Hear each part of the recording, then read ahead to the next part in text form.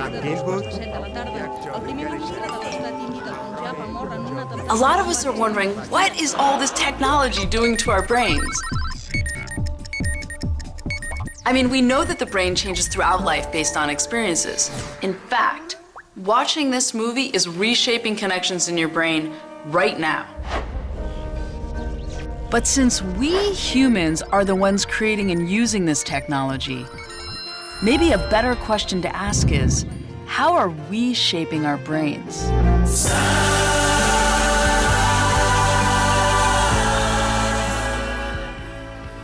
There's so much about the brain that we don't know. But there are some things we do know. You see, not long after we humans began thinking, we began thinking about ways to understand our own brains. One strategy thinkers have used throughout history is to compare the brain to the newest technology of their day. The brain is a clock, a switchboard, a steam engine, a machine, a computer. And we wondered, how can today's technology help us understand the brain in a new way? So we used that technology to ask people all over the world, how do you imagine the brain? It was amazing, like all these neurons firing ideas and images back to us from all over the world.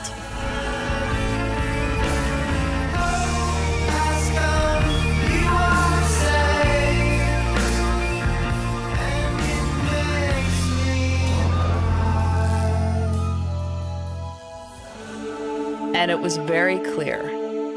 The internet, the most advanced technological system in the world, is such a strong framework to help understand the human brain, the most advanced biological system in the world.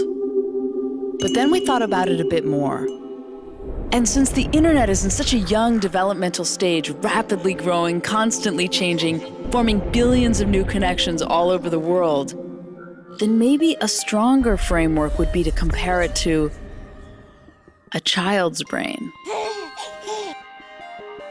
which is in a similar stage of development, rapidly growing, constantly changing, and making billions upon billions of connections between different parts of the brain. So here's the question. If we say that the internet is in a similar developmental stage as a child's brain, then what can we learn by comparing them? Let's start with size. Obviously, the internet seems like a larger entity than a child's brain. But what does that mean in terms of our analogy?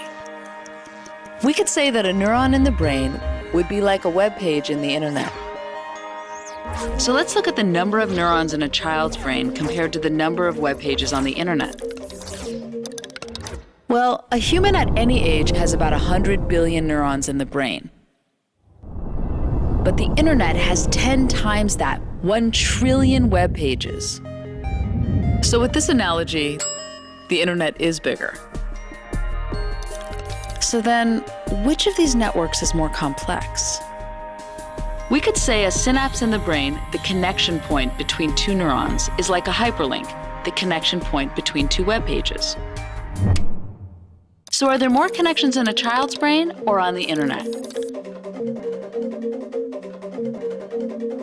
Well, the internet has over 100 trillion links. And an adult's brain has 300 trillion links. But get this, a child's brain has a quadrillion connections, 10 times the number of connections of the entire internet. A child's brain has more connections than the entire internet. Yes, it blew our minds too. How is that even possible? Let's break it down. As we said, a baby is born with 100 billion neurons. But those quadrillion connections, they're not there yet.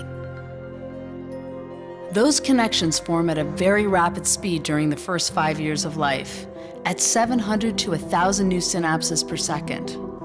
Those connections are created through every interaction a child has and are important because they form the architecture of the brain. So every time you talk to and engage with a child, you are literally growing a brain, connecting the different parts of the brain, which allows for new ideas, insights, and creative thinking. So each moment of eye contact, each new word exchanged, each time you make a child laugh, you are strengthening these connections. And since there are so many different ways to do this, we ask people around the world, send us videos of your favorite ways to engage with the children in your life.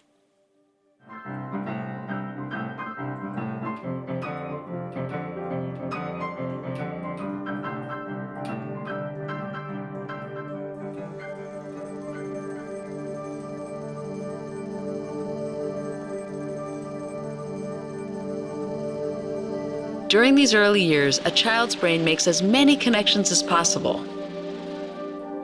And then it begins pruning the ones that aren't used and strengthening the ones that are. A dynamic process that continues throughout life. But since a child's brain is activated by everything it encounters, it can also be overwhelmed, which causes stress. When the brain experiences stress, the body's alarm system is activated. If the stress is relieved quickly, the system easily returns to normal. And while learning to deal with stress is an important part of development, severe situations such as ongoing abuse or neglect, where there is no caring adult to relieve the stress, leaves the body's alarm system activated, which can have serious lifelong consequences for the child. This is known as toxic stress. Toxic stress can lead to a body system set permanently on high alert. It causes the synapses we use for learning and self-control to be pruned, while connections for fear and rash behavior get stronger.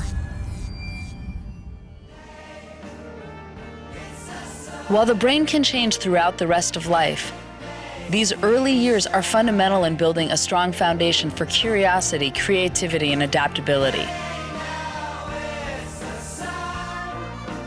And if we say that the internet is in the same critical stage of early development, making as many connections as possible, we also need to be mindful of how we're building its foundation.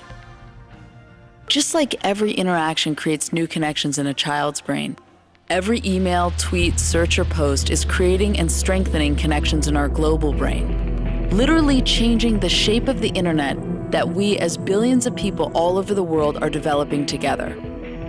And just as it's key for all the different parts of a child's brain to be connected to set the stage for the most insightful and creative thoughts, it's key that all the different parts of the world are connected to lay the foundation for worldwide empathy, innovation, and human expression.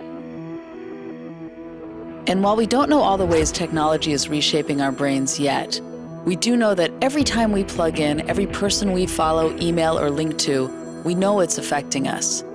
So we need to be mindful of what we let into our brains, always. Which sometimes means knowing when to disconnect. Just as it's not good for a child's brain to be constantly over or understimulated, it's not good for an adult's brain either. For both the internet and a child's brain, the connections we pay most attention to will be strengthened, while the ones we use less will be pruned. So how do we nurture both of these growing interconnected networks to set a course for a better future? By paying attention to what we are paying attention to. Attention is the mind's most valuable resource. Every interaction counts.